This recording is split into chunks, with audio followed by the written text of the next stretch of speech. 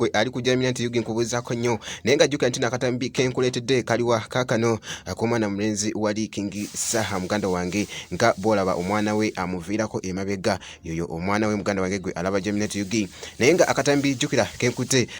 wali ku freestyle ze muganda wange gwe alaba Jaminet Yugi bana tumanyi oba omwana King Saha Katonda yamuwa ddoboozi ki bannange muganda wange gwe alaba Jaminet Yugi eddoboozi nga liwooma omwana nga alina eddoboozi eriwooma kazo kenkuwe naawe ekyowuliramuko katono mu seconds ate ndyoka enkoze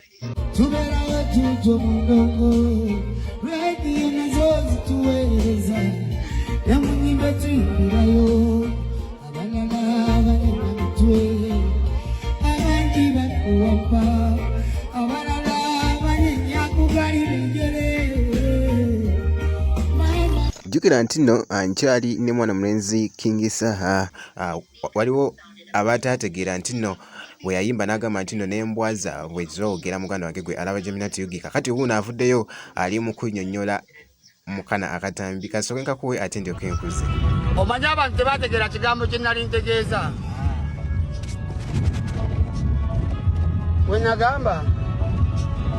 ti n'embwa zaabwe zoogera ndowoozaho balowooza ziri ezikuuma enta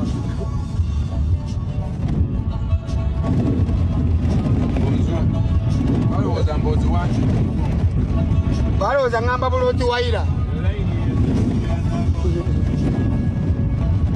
naye